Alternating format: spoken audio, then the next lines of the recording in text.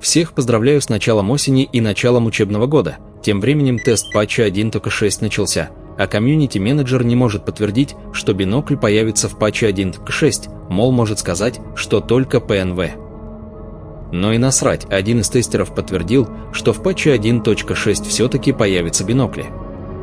Кроме того, PNV будут не такими простыми, как в трилогии, они получат разные углы обзора, включая монокулярные приборы ночного видения. Наконец добавят квест с гонтой, который изначально планировался еще для патча 1.5, а также появится увеличенный магазин для коры, переработка тайников, придется снова собирать все тайники по новой, для Xbox завезут больше модов, а ученые из Нейчас обнаружили новую аномалию. Получается, что патч выйдет примерно через 2 недели в 20 числах сентября, комьюнити-менеджер сказал не ждать патч на следующей неделе. Хочется верить, что это еще не все, и разработчики приготовили для нас дополнительные сюрпризы, потому что бинокли и PNV — это 5% от патча 1.6. Если вы не смотрели мое видео про патч 1.5.3, напомню, в его файлах нашли кучу информации о будущих обновлениях. До конца года должны появиться квесты не только с гонтой, но и с черепом. Датамайнеры нашли еще одно задание, связанное с его КПК. Остается вопрос, о каком именно из двух черепов идет речь? Ведь GSC официально заявляли, что это разные персонажи, как и бродяги в Chance ZP. Теоретически можно предположить, кто еще из старых знакомых вернется. Например, Ной из Зова Припяти. В раннем сюжете Stalker 2 он должен был вручить игроку карту каланчи с пси-маяками, чтобы мы их отключили и попали на базу Чистого Неба. Также был запланирован сайд-квест с обороной Ковчега от мутантов. Так что его возвращение вполне возможно. Еще из старых друзей может вернуться дядька Яр, а из новых я даже не знаю. Пишите свои догадки в комментариях. В игре может появиться система апгрейда КПК. Хотя есть вероятность, что речь идет лишь о просмотре улучшения оружия и брони, а также установленных модулей. В файлах патча 1.5.3 нашли такие строки. Про новые аномалии официально уже сообщили в дорожной карте, но про артефакты нет.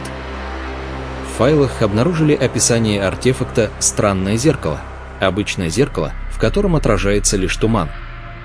Но если присмотреться, внутри видна жуткая тень, готовая вырваться наружу при первом треске.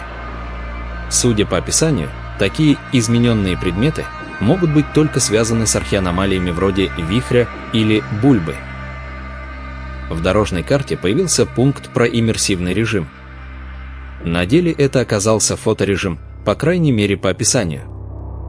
Но не факт, что фоторежим будет, как в Киберпанке, и что фоторежим попадет в патч 1.6. Теперь сталкеры, как и Скиф, смогут собирать части мутантов и делать игроку замечания, если вы попытаетесь забрать части мутантов, которых убили они. Все фразы NPS, которые будут произноситься при обыске мутантов, я выложил в телеграм-канале, так что заходите.